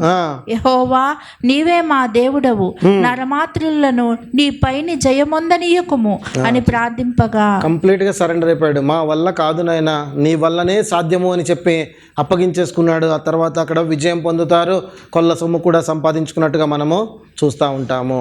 సో ఈ ప్రార్థనల వెనకాల ఉన్నటువంటి ఆంతర్యము గమనించండి ప్రియులారా. కంప్లీట్గా దేవునికి అప్పగించేసుకుంటున్నారు. మా వల్ల కాదు అనేటటువంటి మాటను అంటున్నారు వీళ్ళందరూ కూడాను. మనం కూడా అదే మాటను అనగలగాలి. పౌలు గారు కూడా మాటి మాటికి ఏమంటారు? నేను అన్నీ చేయగలను అంటాడు. ఎలా చేయగలను అంటాడు? నన్ను బలపరచు అని అందే నేను సమస్తమును చేయగలను అంటాడు. సో మాకు ఇట్టి ధైర్యము ఇట్టి నడిపింపు వచ్చిందంటే, మాకు సామర్థ్యం కలిగిందంటే ఎవరి వలన అంటాడు? కొరింథీయులకు రాసిన పత్రికలో మా సామర్థ్యము దేవుని వలననే కలిగినది, మా వలన కలిగినది కాదు అంటాడు. సో ఏ పని పూనుకున్నా సరే దానికి ముందు మనం చేయవలసింది ప్రార్థన. మనం ఆధారపడవలసింది మన ప్రభువైన యేసుక్రీస్తు మీద. అంతకు మించి మరి ఇంకేది కూడా కానే కాదు. ఎందుకంటే మనం ఫలించాలంటే కనుక మనం ఆయన మీద ఆధారపడాలి. మనంతటి మీద మనం ఏమి చేయలేము. ప్రభు కూడా ఎంత స్పష్టంగా చెప్పేశారు యోహాను సువార్త 15వ అధ్యాయంలో, ద్రాక్షవల్లిని నేను, తీగలు ఎవరైతే నా యందు ఉంటారో వాడు బహుగా ఫలిస్తాడు. ఈ సత్యాలు గుర్తుపెట్టుకోవాలి. సో మనం ఆయన మీద ఆధారపడాలి. దాసుడి దగ్గర ఉన్న మొదటి లక్షణం ఏంటండి? సొంత నిర్ణయం తీసుకోలేదు. రెండవ లక్షణం ఏంటి? ధనాశ దురాశ లేదు. మూడవది అతడు ప్రార్థనాపరుడు. నాలుగవది కూడా ఈ ప్రార్థనలోనే మనకు కనపడతా ఉంటుంది. ఈ మాటను కూడా ఒకసారి చూద్దాం. కార్యమును త్వరలో సఫలము చేయమని అడిగిన తర్వాత ఏమంటున్నాడు ఇక్కడ? నా యజమానుడగు అబ్రహాము మీద అనుగ్రహము చూపుము. ఈ మాట చాలా ముఖ్యమైనటువంటిది పిల్లారా. ఏమంటాడు ఇక్కడ? అనుగ్రహము చూపించమంటున్నాడు. అంటే ఇంగ్లీష్లో చూస్తే కనుక కైండ్నెస్ అనే పదం వాడబడుతూ ఉంటుంది. తన యజమానుడు యోగ్యుడని చెప్పట్లేదు ప్రభు దగ్గరకు వచ్చి. నా యజమానుడు ఎంతో భయభక్తులు కలవాడు, యోగ్యుడైనటువంటి వాడు, అతడి యొక్క ప్రవర్తన నడత అంతా నువ్వు చూసినటువంటి వాడవు, కాబట్టి నా యజమానుడు నిమిత్తము నువ్వు ఈ యొక్క పనిని చెయ్యి, లేదా నేనెంతో యథార్థవంతుడను ప్రార్థనాపరుడను నీ మీద ఆధారపడినటువంటి వాడను కనుక నాకు చెయ్యి అని అడగట్లేదు. మరి ఏమని అడుగుతున్నాడు ఇప్పుడు ఇక్కడ? కేవలం నీ అనుగ్రహం కావాలి, అంటే నీ కనికరం కావాలి, నీ కృప కావాలి, నీ దయ కావాలి. ప్రార్థన దగ్గరకు వచ్చినప్పుడు డిమాండ్ చేసి అడగట్లేదు. ప్రభువా నీ అనుగ్రహము మా పైన ఉంచు అని చెప్పి దీనత్వంతో అడుగుతున్నాడు ప్రభు దగ్గరకు వచ్చి. ఈ లక్షణం మన దగ్గరకు ఉండాలి. కొన్ని సందర్భాలలో పిల్లలు ఎప్పుడైనా ప్రార్థన చేస్తూ ఉన్నప్పుడు విన్నారు ఎప్పుడైనా పిల్లలు? అంటే వాళ్ళకి అంత ప్లీడింగ్గా లేకపోతే అంత వినయంతో వాళ్ళు అడగటం అనేది పిల్లలకి రాదు. కాబట్టి ఏదైనా మామూలు అడగమన్నాం అనుకోండి, వాళ్ళు అడిగే విధానం చూడండి. ఏదైనా పెన్సిల్ పోయింది, ఏదైనా షార్ప్నర్ పోయింది, ఏదైనా కావాలి, అడుగు వేసే ఇస్తారు. పుస్తకాలు కొనుక్కోవాలంటే ఏసయ్యా నాకు పుస్తకాలు ఇచ్చే తొందరగా అంటే ఒక కమాండింగ్ ఉంటుంది అనమాట వాళ్ళ ప్రార్థనలో. అయితే ఇక్కడ అటువంటి ప్రార్థన ఎవరు చేస్తారు? వాళ్ళకి ఇంకా అవగాహన లేదు. అంటే దేవుని దగ్గర నుంచి ఒక కృప ద్వారానో కనికరం ద్వారానో పొందుకోవాలి తప్ప డిమాండ్ చేసి పొందుకోవడానికి లేదు. మనం అంత యోగ్యులం కాదు అని చెప్పి వాళ్ళకి అర్థం కాలేదు కనుక వాళ్ళు అలా అడుగుతున్నారు. ఈ గొప్ప సత్యం ఇక్కడ ఈ దాసుడికి తెలుసు కనుక ఇతడు నా యజమానుడి యొక్క అర్హతను బట్టో నా నడవడికను బట్టో నాకు ఈ ప్రార్థనకి సఫలం చేయని అడగట్లేదు, నాకు అనుగ్రహం కావాలి నాయనా అని వచ్చి అడుగుతున్నాడు. ఇదే సిమిలర్ ప్రార్థన దానియేలు చేస్తాడు ప్రియులారా. దానియేలు గ్రంథం 9వ అధ్యాయంలో మనం చూస్తే కనుక అక్కడ సందర్భం ఏంటంటే, అప్పుడే దానియేలు ఒక గ్రంథాన్ని చూస్తాడు, ఇర్మియా రాసిన గ్రంథాన్ని. ఆ 70 వారాలు పూర్తయిపోయింది. ఆ తర్వాత వారు విడుదల పొందవలసిన సమయం దగ్గరకు వచ్చినప్పుడు ఈ సత్యాన్ని తెలుసుకున్నటువంటి దానియేలు దేవుని దగ్గరికి వెళ్తాడు. ప్రభువా నువ్వు ఇచ్చిన వాక్యమే కదా, ఇప్పుడు నెరవేరుస్తావా నెరవేర్చవా అని అడగట్లేదు. ఆ 9వ అధ్యాయంలో మనం ఒకవేళ చూస్తే కనుక మొదటి వచనం చూడండి ప్రార్థన, ఆ తర్వాత 18వ అధ్యాయంలోకి వెళ్ళిపోదాం. మాదీయుడగు అహష్వేరోషు యొక్క కుమారుడైన దర్యావేషు కల్దీయుల పైన రాజు అయ్యెను. చదవండి. అతని ఏలుబడిలో మొదటి సంవత్సరమందు దానియేలును నేను యెహోవా తన ప్రవక్తయగు ఇర్మీయాకు సెలవిచ్చి అర్థమవుతోంది. యెరూషలేము పాడుగా ఉండవలసిన 70 సంవత్సరములు సంపూర్తి అవుచున్నవని గ్రంథముల వలన గ్రహించి తిని అంతటా నేను గోనెపట్ట కట్టుకుని ప్రార్థన చేస్తున్నాడు. ఇప్పుడు ఇక్కడ ధూళి తలపైన వేసుకుని, ఈ మాటలు ఆలోచించండి. ఎలా ప్రార్థన చేస్తున్నాడు? గోనెపట్ట కట్టుకొని ధూళి తలపైన వేసుకుని మోకరించి కూర్చుని అతడు అక్కడ ప్రార్థన చేస్తున్నాడు. అదే కనుక మీరు నేనైతే ఎలా ప్రార్థన చేస్తాము? ప్రభు యొక్క వాగ్దానం దొరికిందనుకోండి, ఆ వాగ్దానం పట్టుకొని ప్రభు దగ్గర, ప్రభువా ఇదిగో నీ యొక్క గ్రంథంలో రాయించో, ప్రవచనం రాయించో, ఇదిగో దొరికింది, ఇప్పుడు చేసేయి అని చెప్పి అడుగుతూ ఉంటాం మనం. అంటే నువ్వు చెప్పిన మాటే కదా, చెయ్యి అనేటటువంటి ఒక తత్వం కనబడుతూ ఉంటుంది. కానీ ఇక్కడ తన దాసుడు ఏమంటున్నాడంటే, తలపైన ధూళి పోసుకున్నాడు, గోనె పట్ట కట్టుకున్నాడు, దీనంగా మోకరించాడు, ఉపవాసం ఉండి తాను ప్రార్థన చేయడం మొదలుపెట్టాడు. ప్రభువు చెప్పినటువంటి మాట నెరవేర్పులో రావటం కోసమే కూడా ఎంతగా బ్రతిమాలుతున్నాడు మనకి ఇక్కడ అర్థమవుతా ఉందన్నమాట. ప్రార్థనలో మనం అటువంటి కనిపెట్టే తత్వం కావాలి, కృప ద్వారా కావాలి నాయన, కనికరం ద్వారా కావాలని అడగాలి. ఇప్పుడు వచ్చేసేయండి 17వ వచనానికి. మా దేవా, దీన్ని బట్టి నీ దాసుడు చేయు ప్రార్థనలను ఈ విజ్ఞాపన పైన కూడా ఒప్పుకోలు చేస్తూ ఉంటాడు. వీళ్ళ మా పాపములు, మేము చేసిన పాపములు దయతో క్షమించు క్షమించు అని చెప్పి అడుగుతూనే ఉంటాడు. మాకు, మా మీద, మేము అని చెప్పి పదాలే కనబడతా ఉంటాయి. తర్వాత అడుగుతున్నాడు ఇప్పుడు, మా దేవా దీనిని బట్టి నీ దాసుడు చేయి ప్రార్థన విజ్ఞాపనలు ఆలకించి. ప్రభు చిత్తానుసారం ఎవరి చిత్తానుసారంగా అడుగుతున్నాడు ఇప్పుడు ఇక్కడ? నీ చిత్తానుసారముగా శిథిలమైపోయిన నీ పరిశుద్ధ స్థలం మీదకి నీ ముఖ ప్రకాశము రానిమ్ము. నీ గొప్ప కనికరములను బట్టి, నీ గొప్ప కనికరమును బట్టి మేము ప్రార్థన చేస్తున్నాము. అర్థమవుతుందండి? ఇంకో మాట అంటాడు, నెక్స్ట్ ఏమన్నాడు? మా స్వనీతిని బట్టి కాదు నాయన అంటున్నాడు. ఇప్పుడు అబ్రహాం యొక్క స్వనీతిని బట్టో లేక ఆ దాసుడు యొక్క స్వనీతిని బట్టో జవాబు ఇమ్మని అడగట్లేదు. దేవుని యొక్క గొప్పతనాన్ని బట్టి, నీ కృపను బట్టి, నీ కనికరాన్ని బట్టి, నీ అనుగ్రహమును బట్టి నాకు జవాబు దయచేయి అని అక్కడ అడుగుతున్నాడు. సో ప్రార్థనలోనికి వచ్చినప్పుడు మనము దీనంగా అడగాల, కమాండింగ్ అడగాలండి? చాలా చాలా దీనంగా మనము అడగాలి. అంటే చాలామంది ఏం చెప్తా ఉంటారంటే, మనము కుమారులు కుమార్తెలుగా అయిపోయాం కదా, కాబట్టి తండ్రి దగ్గర కుమారుడు ఏ విధంగానైతే అడుగుతాడో ఆ విధంగా అడగండి అని చెప్పి చెప్తూ ఉంటారు. కానీ అటువంటి చనువు ఒకవేళ దేవునితో మనకు ఉంటే, అంటే తండ్రికి ఇష్టమైన కుమారుడిగా ఒకవేళ మనం ఉంటే ఆ విధంగా మనం అడగచ్చు. పాయింట్ అర్థం చేసుకోండి. చాలామంది అంటూ ఉంటారు, మనము కుమారుడు కుమార్తెగా ఆయన మనల్ని చేసుకున్నాడు, ఆయన మన తండ్రిగా ఉన్నాడు, ఇహ సంబంధమైనటువంటి తండ్రి ఎలా ఉంటాడో అలాగే మనకి కూడా ఉంటాడు అని మనం అంటాం. అయితే ఈ కుమారుడు విధేయత కలిగిన వాడే, తండ్రిని మెప్పించగలిగిన వాడే, చాలా చక్కగా సంతోషపరచగలిగిన వాడై ఉంటే కనుక ఎలాగ వెళ్ళి అడిగినా సరే దేవుడు చేస్తాడు. అవునా కాదండి? ఇప్పుడు మనల్ని మన పిల్లలు ఏదైనా అడిగారు అనుకోండి, వాడు అన్ని తప్పులు చేస్తూ ఉండి, ఇష్టం కాని పనులన్నీ చేస్తూ ఉండి వచ్చేదైనా కమాండ్ చేశాడు అనుకోండి, ఏం చేస్తాం? మనము ఒకటి కొడతాం. అవునా? ముందు అన్నీ సరి చేసుకుంటాం. సో అదేవిధంగా మీరు ఆలోచన చేయండి, ప్రభువుకి ఇష్టమైన యోగ్యమైనటువంటి కుమారులుగా మనం ఉన్నట్లయితే కనుక అప్పుడు అలాగే వెళ్ళొచ్చు. నానా ఇదిగో వచ్చాను, నాకు ఇవ్వు అని చెప్పి అడగడానికి. కానీ మనము ఎప్పుడూ కూడాను ఆ దేవుని యొక్క దృష్టిలో తప్పిపోతూనే ఉంటాము, కిందకి వెళ్ళిపోతూనే ఉంటాము. మనము ప్రభు దగ్గరికి వచ్చినప్పుడు ఆయన కనికరము, కృప, దయ, అనుగ్రహం కోసమే మనము చూడాలి. కమాండ్ చేయడానికి మనకి అర్హత అనేది రాదు, మన యొక్క ప్రవర్తన నడతను బట్టి అనేది అర్థం చేసుకోవాలి. సరే, దాసుడు సొంత నిర్ణయం తీసుకోలేదు, ధనాశ దురాశ లేదు. 3వది ప్రార్థన పరుడుగా ఉన్నాడు. 4వది తన యొక్క కృపను ఆశ్రయించినటువంటి వాడుగా మనకు కనపడుతున్నాడు. 5వ లక్షణం చూద్దాం రండి. ఇక్కడ కూడా చాలా చక్కటి విషయం మనకు కనపడుతుంది. 24వ అధ్యాయము 17వ వచనానికి వచ్చేయండి. ఆ సేవకుడు ఆమెను ఎదుర్కొనుటకు పరిగెత్తి, నీ కడవలో నీళ్లు కొంచెం దయచేసి నన్ను త్రాగనిమ్మని అడిగాను. కాంటెక్స్ట్ అంతా చూసేద్దాం ఒకసారి. 12వ వచనానికి ఏం జరిగింది? అతడు వచ్చాడు, అక్కడ నాహోరు పట్టణానికి వచ్చిన తర్వాత బావి దగ్గర ఒంటెలను మోకరింపచేసి అతడు కూడా మోకరించి ప్రార్థన చేసినట్టుగా కనబడుతుంది.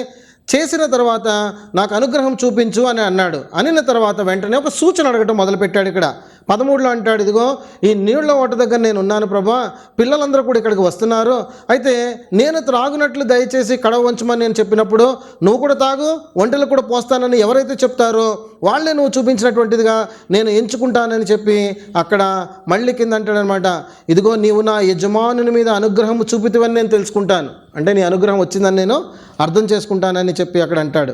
అంతలో ఏమైపోయింది? అతడు మాట్లాడుట చాలింపక ముందే 15వ వచనంలో అబ్రహాము సహోదరుడైన నాహోరు భార్యకు మిల్కా కుమారుడైనటువంటి బెతుయేలుకు పుట్టిన రెబ్కా కడవ భుజం మీద పెట్టుకొని వచ్చింది. ఇప్పుడు రెబ్కా సాక్ష్యం ఉంటుంది ఇక్కడ. ఆ చిన్నది మిక్కిలి చక్కనిది, ఆమె కన్యక, ఏ పురుషుడు ఆమెను కూడలేదు, ఆమె ఆ బావిలోనికి దిగి కడవలో నీళ్లను నింపుకొని ఎక్కి రాగా, ఇప్పుడు ఆ సేవకుడు ఏం చేశాడు? ఆ రెబ్కాతో మాట్లాడుతున్నాడు. ఏమని మాట్లాడుతున్నాడు? ఇప్పుడు ఆమెను ఎదుర్కొనుటకు పరిగెత్తుకుంటూ వచ్చాడు. నీ కడవలో నీళ్లు కొంచెము దయచేసి నాకు త్రాగనిమ్మని అడిగాను. కిందకి వెళ్ళిన తర్వాత కూడా 23వ వచనంలో ఆమె పోసిన తర్వాత ఆమెతో మాట్లాడుతూ, నీవు ఎవరి కుమార్తెవు దయచేసి నాతో చెప్పుము అంటున్నాడు. ఇప్పుడు వీళ్ళిద్దరి యొక్క వయసును ఒక్కసారి పరిశీలనగా చూద్దాం. అబ్రహాం ఏమంటున్నాడు? ఇప్పుడు పెద్ద దాసుడు అని చెప్తున్నాడు ఈ దాసుడిని. అబ్రహాము ఇస్సాకుకి వివాహం చూడమని చెప్తున్నాడు. 100వ ఏట అబ్రహాంకి ఇస్సాకు పుడితే అతడు పెద్దవాడే వివాహం చేసుకునే వయసుకు వచ్చాడంటే కనుక అప్పటికే అబ్రహాము చాలా పెద్దవాడే ఉంటాడు.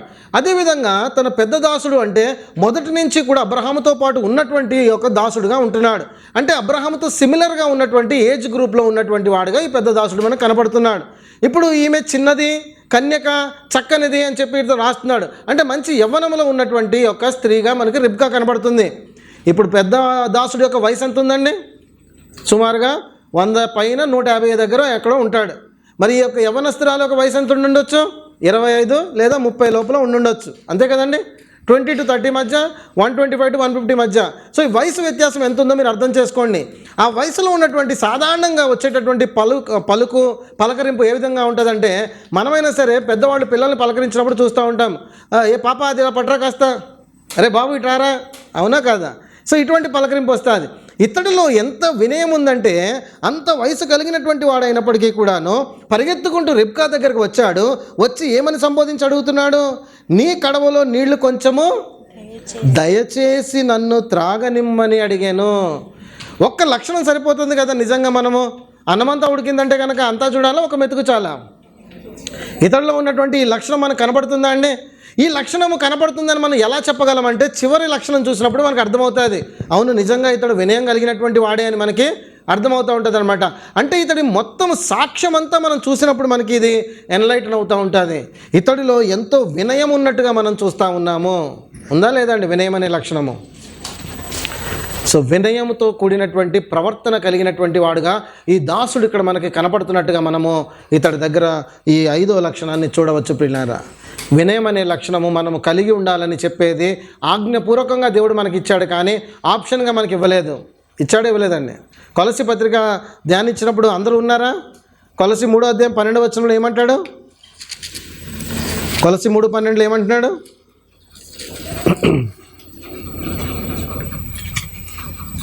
దేవుని చేత ఏర్పరచబడిన వారును పరిశుద్ధులను ప్రియులైన వారికి తగినట్లుగా మీరు ఈ యొక్క వినయమును ధరించుకోండి అంటున్నాడు. ఇంకా చాలా లక్షణాలు ఉన్నాయి అక్కడ. నేను డైరెక్ట్గా ఒక్క లక్షణాన్ని చదివాను. వినయమును ఏం చేయాలి? మనము ధరించుకోవాలి. ఎఫెసీలకు రాసిన పత్రికలోనైతే కనుక అక్కడ కూడా ఇదే మాట అంటాడు, ఇదిగో మీరందరూ కూడా వినయముతో మీరు నడుచుకోండి అంటాడు. సో నడుచుకోవాలి, ధరించుకోవాలి అని మనం చూస్తూ ఉన్నాము. సో వినయము గురించి మనం మాట్లాడుకుంటే కనుక సామెతల గ్రంథంలో ఒక మాట రాయబడి ఉంటుంది. వినయానికి ముందు ఒకటి నడుస్తూ ఉంటుంది అంటారు. ఏంటది? వినయముకు ముందు, ఘనతకు ముందు ఏం నడుస్తుంది? ఏంటండి అన్నీ ఆలోచిస్తున్నారు? అన్నీ చెప్పేశాను. వినయం అన్నాను, ఘనత అన్నాను, అన్నీ ఏం నడుస్తుందో కూడా చెప్పేశాను. సరే, ఇప్పుడు పోనీ అహంకారానికి ముందు, గర్వానికి ముందు నాశనం. చెప్పండి గట్టిగా. సరే, సామెతల గ్రంథానికి వచ్చేయండి, ఒకసారి చదువుకుందాం. 11వ అధ్యాయం 2వ వచనం త్వరగా చూసేద్దాం. సామెతలు 11:2. వినయము గల వారి దగ్గర ఏముంది? జ్ఞానం ఉన్నది. వినయము గల వారి దగ్గర జ్ఞానం ఉన్నది అన్నాడు. 15:33. యెహోవా యందు భయభక్తులు కలిగి ఉండుట జ్ఞానాభ్యాసం నాకు సాధనము. ఘనతకు ముందు వినయం ఉండును. ఘనతకు ముందు ఏముంటుంది? వినయం ఉంటుంది. అదేవిధంగా 16వ అధ్యాయం 18వ వచనం చూడండి. నాశనానికి ముందు ఏముంటుంది? గర్వం ఉంటుంది. సో కాబట్టి మనము వినయముగా నడుచుకున్నప్పుడు ఆయన తోడుగా ఉంటాడని కూడా యెషయా గ్రంథంలో చెప్తాడు. వినయంగా నడుచుకున్నప్పుడు ఆయన ఎంతో క్షమించేవాడుగా కూడా ఉంటాడని బైబిల్ గ్రంథం మనకు చెప్తా ఉంది. సో 5వ లక్షణాన్ని మనం చూస్తున్నాము, అతడు ఎంతో వినయము కలవాడని చెప్పి. 6వ లక్షణానికి వెళ్ళిపోదాము. ఇది చాలా ప్రాముఖ్యమైన లక్షణం ప్రియులారా. ఎప్పుడైతే ఇక్కడ దయచేసి నాకు దాహం ఇమ్మని అడిగాడో వెంటనే ఆవిడ పోయటము, ఆ తర్వాత అతడు నువ్వు ఎవరని అడగటము, ఆ తర్వాత రిబ్కా నేను ఇలా పలానా కూతుర్ని అని చెప్పటము అంతా కూడా జరిగిపోయింది. 24లో కూడా అది చెప్తా ఉంటుంది, నాహోరు మిల్కా కనిన కుమారుడుగు బెతుయేలు కుమార్తెనని చెప్పాను. 25వ వచనానికి వచ్చేయండి. మరియు ఆమె మా యొద్ద చాలా గడ్డియు మేతయు రాత్రి బస చేయుటకు స్థలమును ఉన్నవనగా ఇదంతా కూడా చెప్పాడు. ఇప్పుడు అంతా కూడా రిబ్కా చెప్పింది అతడికి. చెప్పిన తర్వాత 26వ వచనంలో చూద్దాం. ఆ మనుషుడు ఏమంటున్నాడు? ఇప్పుడు ఆ మనుషుడు తన తల వంచి యెహోవాకు మొక్కి, అబ్రహామును నా యజమానుని దేవుడైన యెహోవా స్తుతింపబడును గాక. ఆయన నా యజమానునికి తన కృపను తన సత్యమును చూపుట మానలేదు. నేను త్రోవలో నుండగానే యెహోవా నా యజమానుని బంధువుల ఇంటికి నన్ను నడిపించిన. నేను ఎవరికి మహిమను ఆపాదించాడు? ఎవరిని కొనియాడటం మొదలుపెట్టాడు?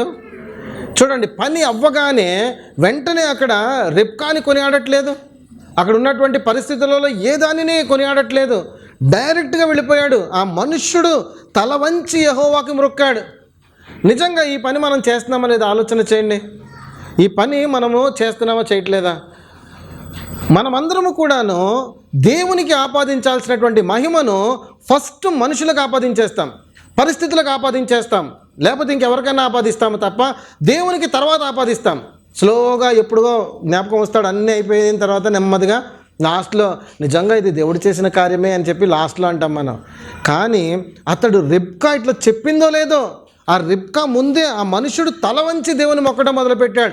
ఈ విషయాన్ని బట్టి మనం అర్థం చేసుకోవచ్చు. ఆ సన్నివేశాన్ని గుర్తు చేసుకోండి.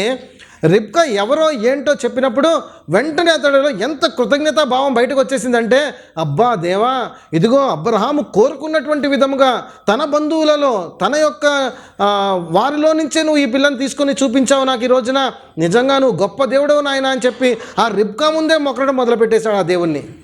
ఇది దేవుని 100% మహిమపరచటం.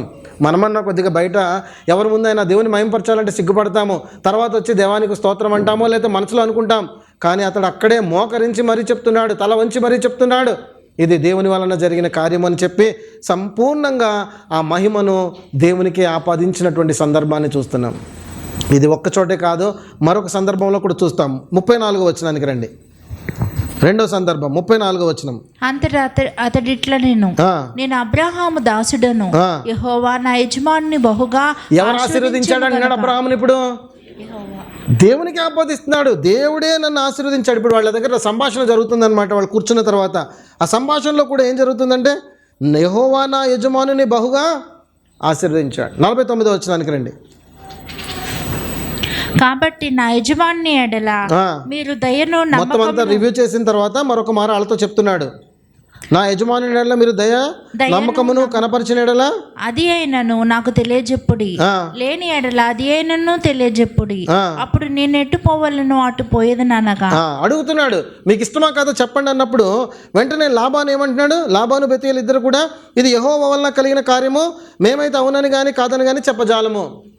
చాలామంది వెడ్డింగ్ కార్డ్స్లో ఇదే కదా ఉంటుంది, ఇది యెహోవా వలన కలిగిన కార్యము అంటే అక్కడ వివాహానికి సంబంధించినటువంటిది కాబట్టి ప్రతి వెడ్డింగ్ కార్డు మీద ఏమన్నా ఉంటుంది, లేదా ఏప్రిల్కి రాసిన పత్రికలో వివాహం అనే విషయంలో ఘనమైనదనే వాక్యం అన్నా మనకు కనపడుతూ ఉంటుంది. సో వాళ్ళిద్దరు కూడా అంటున్నారు ఇది దేవుని వల్ల జరిగిన కార్యం, ఏం కాదని చెప్పలేము అవునని చెప్పలేమని చెప్పినప్పుడు అతను ఏమంటున్నాడు చూద్దాం. 51.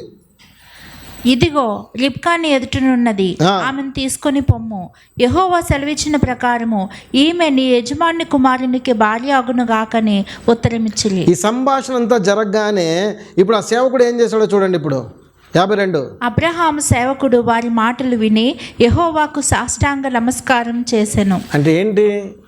అక్కడ మాట్లాడుతూ ఉన్నాడు, ఆ మాటలు సఫలపరచబడగానే ఫస్ట్ థింగ్ ఏం చేశాడు? వాళ్ళని గట్టిగా పట్టేసుకుని, అబ్బా మీరు ఒప్పుకుంటారో ఒప్పుకోరు అనుకున్నాను, నిజంగా మీరు ఎంత మంచి మనసు కలిగిన వాళ్ళు, అబ్రహాము మీ దగ్గర దూరం వెళ్ళిపోయినా సరే ఎంత ప్రేమ కలిగినటువంటి వారు అని చెప్పి వాళ్ళని కొనియాడటం మొదలుపెట్టలేదు, సాష్టాంగపడ్డాడు. ఫస్ట్ పడిన వెంటనే ఏమంటున్నాడు అక్కడ? ఎవరికి నమస్కారం చేశాడు? యెహోవా. మనమైతే కనుక మనం ఏం చేస్తామంటే మన చుట్టూ ఉన్నటువంటి మనుషుల్ని కొనియాడటం మొదలు పెడతాం ఫస్ట్.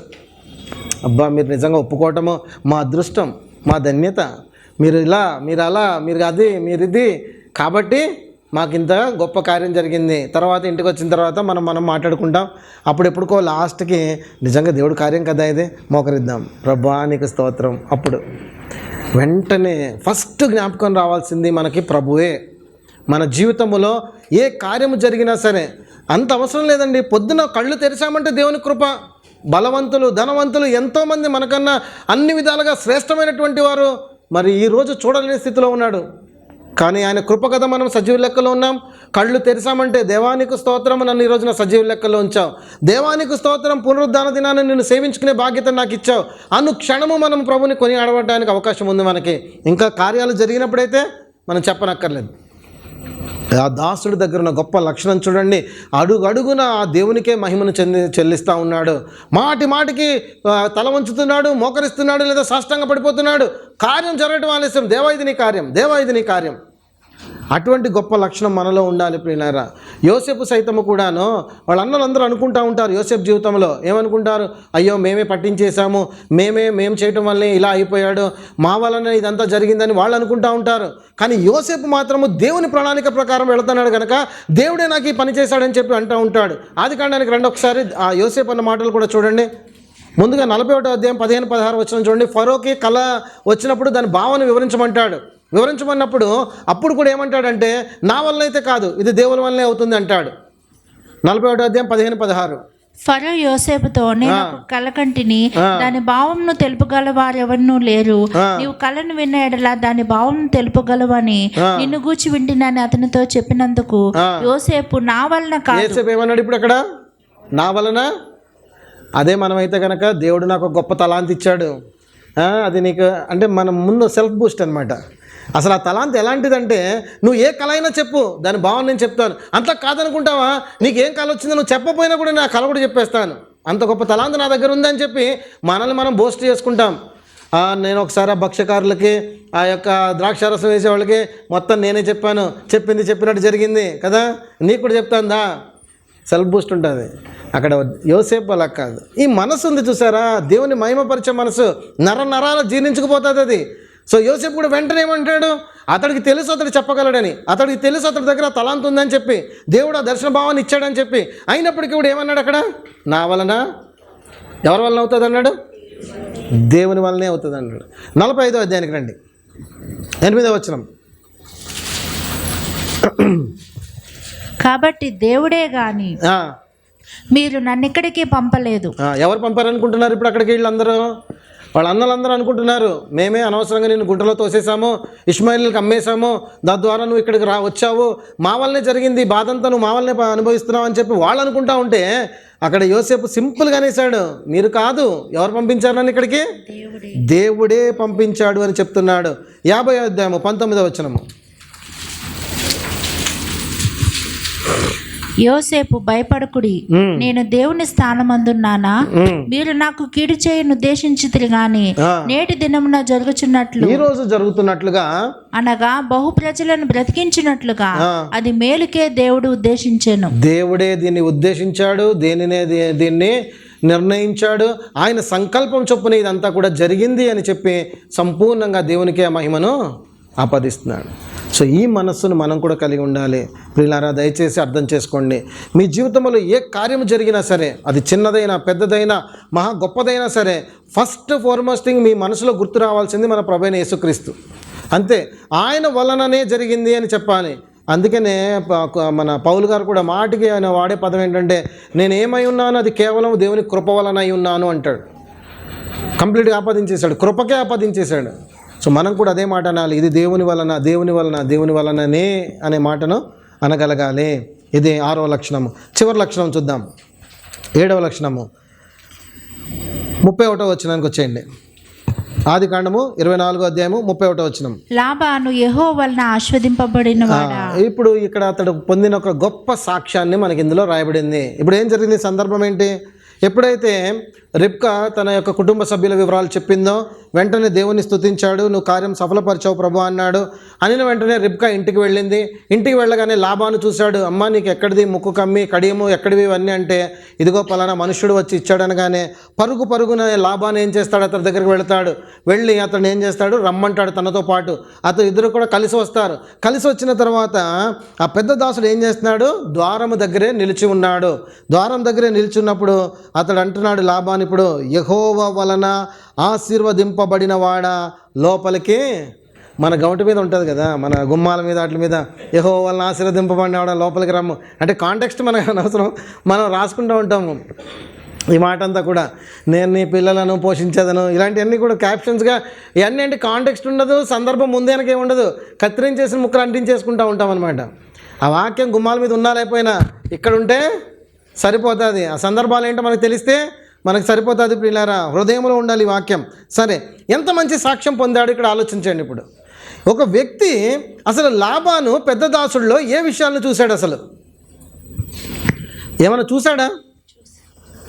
కేవలము రిబ్కా అతడి గురించి చెప్పిన మాటలు మాత్రమే విన్నాడు, అంతే కదా. రిబ్కాకి లాబానికి మధ్య జరిగిన డిస్కషన్ తర్వాత ఇతడు పరుగున వెళ్ళి అతన్ని లోపల తీసుకొచ్చాడు, ఇంటి దగ్గర తీసుకొచ్చాడు.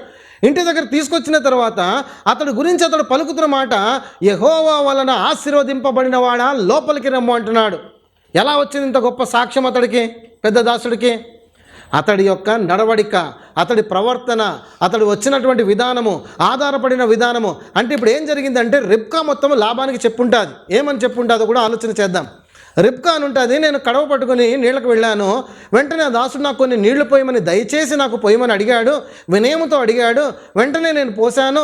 అదేవిధంగా ఒంటెలకు కూడా నేను పోస్తానని చెప్పాను, అదేవిధంగా ఒంటెలకు కూడా పోశాను. ఎప్పుడైతే నేను ఇది పోసానో వెంటనే అతడు దేవుని స్తుతించడం మొదలుపెట్టాడు. ఆ ప్రభుని స్తుతించిన వెంటనే నాకు ఒక బుక్ కమ్మి ఇచ్చాడు, నా చేతికి ఈ తొడిగిన వెంటనే నువ్వు ఎవరి సంబంధి అని అడిగాడు. చాలా పొలైట్గా దయచేసి చెప్పమ్మా నువ్వు ఎవరి సంబంధికురాలు అని అడిగాడు. నేను పలానా అని చెప్పినప్పుడు వెంటనే అతడు సాష్టాంగపడ్డాడు, దేవుని స్తుతించాడు, నీ యజమానుని పట్ల కృప చూపించడం మానలేదు అన్నటువంటి మాటలు రిబ్కా లాబానికి చెప్పింది. ఎప్పుడైతే లాబాను ఇవన్నీ విన్నాడో పరిగెత్తుకుంటూ వెళ్ళాడు అతడి దగ్గరికి. అంటే ఇంత భయభక్తులు కలిగిన వాడు, వినయము కలిగిన వాడు, యథార్థవంతుడు, ఇదిగో నా యొక్క గృహానికి వచ్చాడు అని చెప్పి అతడి సాక్ష్యం అంతటిని కూడా ఒక్క మాటలో చెప్పేశాడు, యెహోవా వలన ఆశీర్వదింపబడిన వాడా లోపలికి రా అని. అర్థమైందండి అందరికీ? మళ్ళీ చెప్పనా? అర్థమైంది కదా? ఓకే. రిబ్కాకి లాబానికి మధ్య జరిగినటువంటి సంభాషణతోటి అక్కడ ఈ సాక్ష్యం బయటకు వచ్చింది. రిబ్కాకి ఆ పెద్ద దాసుడికి జరిగినటువంటి సన్నివేశం అంతట్లో కూడాను అతడి యొక్క గొప్ప సాక్ష్యాన్ని కనపరిచాడు. అంటే వాళ్ళ మధ్య జరిగినటువంటి సంభాషణ కొంచెమే, వాళ్ళ జరిగినటువంటి ఆ యొక్క సన్నివేశం చాలా తక్కువ సమయమే అయినప్పటికీ కూడా ఒక వ్యక్తిలో ఉన్నటువంటి గుణగణాలన్నీ కూడా ఏమొచ్చినాయి, బయటకు వచ్చేసినాయి. ఇటువంటి ఒక గొప్ప సాక్ష్యాన్ని అక్కడ కనపరిచినటువంటి విధంగా ఆ కిందికి వచ్చిన తర్వాత లాబాను ఏం చేస్తాడంటే మంచి భోజనాన్ని సిద్ధపరుస్తాడు. భోజనం సిద్ధపరిచి రా ముందు కాళ్ళు చేతులు కడుక్కో, ముందు భోజనం చెయ్యని చెప్పి అంటాడు. 33వ వచనంలో మీరు చూస్తే కనుక అప్పుడు ఏమంటున్నాడు, భోజనము పెట్టించెను కానీ అతడు ఏమంటున్నాడు, నేను వచ్చిన పని చెప్పక మునుపు భోజనము చెయ్యను అన్నాడు. ఇలాంటి దాన్ని బట్టి ఆచారాలని తీసుకొచ్చారు వీళ్ళారా. కతికితే అతకదనే మాట ఇక్కడి నుంచి వచ్చింది, అంతేనా? కతికితే అతకదు అని చెప్పి సామెతలు వచ్చేసారా, ఇలాంటి మాటలు పట్టుకుని బయటకు వస్తాయన్నమాట. అవన్నీ మనవాళ్ళు తయారు చేసినాయి, అవన్నీ ఉత్తిదే, అబద్ధం ఏమి కాదు. అది చక్కగా బిర్యానీ తిన్నా సరే ఏం కాదు, మంచి భోజనం. అయితే తను ఒక మంచి సాక్ష్యాన్ని కలిగి ఉన్నాడు, అదేవిధంగా తన సాక్ష్యాన్ని కనపరుస్తున్నాడు కనుక నేను వచ్చిన పని ఏంటో ముందు చెప్తాను, తర్వాత మనము చక్కగా భోజనం చేద్దామలే అని చెప్పి పని మీద దృష్టి పెట్టినటువంటి వాడు, ఎంతో నమ్మకమైనటువంటి వాడుగా ఇక్కడ మనకి కనపడతా ఉన్నాడు. అంత మాత్రమే కాదు, వీళ్ళ మధ్య అంతా సంభాషణ అయిపోయిన తర్వాత వాళ్ళు అంటారు, ఒక 10 రోజుల పాటు రిబ్కాని మా దగ్గర ఉంచరాదు అని చెప్పి రిక్వెస్ట్ చేస్తారు.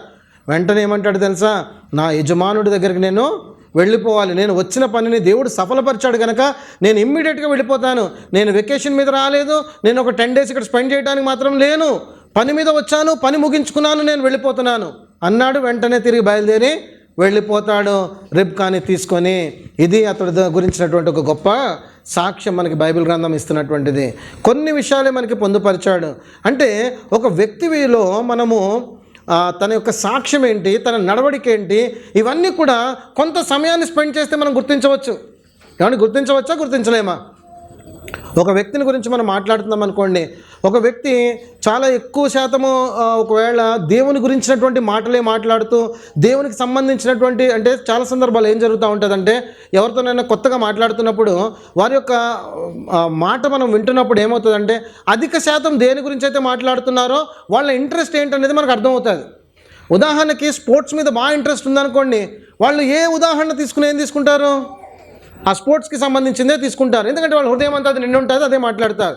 అదే దేవుని యందు భయభక్తులు కలిగినటువంటి వారు, వారి యొక్క ప్రవర్తన, హావభావాలు, మాట తీరు ఎలా ఉంటాయి, దేవుని వాక్యమే ఉంటుంది, దేవునికి సంబంధించిన విషయాలే వస్తాయి. ఏదైనా చెప్పవలసి వస్తే కనుక రెఫరెన్స్లతో సహా లేకపోతే ఇందులో సంబంధించినటువంటి వాక్యమే మాట్లాడుతూ ఉంటారు. సో అటువంటి విధంగా మనము ఉండాలి. ఈ యొక్క గొప్ప సాక్ష్యం ఈ పెద్ద దాసుడిది ఈ విధంగా మనకు కనపడుతుంది. చివరిగా 7 మాటలు చూసుకుని ఒకసారి ముగించేసుకుందాం. ఉదయకాలమున సహోదరులు కూడా 7 మాటలు చెప్పారు, ఇప్పుడు కూడా 7 మాటలే మనము ఈ దాసుడి గురించి వింటున్నాం. మొదటిది ఏంటండి, సొంత నిర్ణయం తీసుకోలేదు ఆ దాసుడు, యజమానుడి ఆలోచనకు లోబడ్డాడు. రెండవదిగా ధనాశ దురాశ లేనటువంటి వాడు ఆ పెద్ద దాసుడు. మూడవదిగా ప్రార్థనాపరుడు. నాలుగవది కృపను ఆశ్రయించినటువంటి వాడు. అనుగ్రహం కోసం చూశాడు. 5వది వినయం అనే లక్షణం కలిగిన వాడు. 6వది ఏంటండి? సంపూర్ణంగా దేవుని మహిమపరిచినటువంటి వాడు. 7వది మంచి సాక్ష్యమును పొందినవాడు. మరి అట్టి నడిపింపు దేవుడు మనందరికీ కూడా దయచేయనుగాక.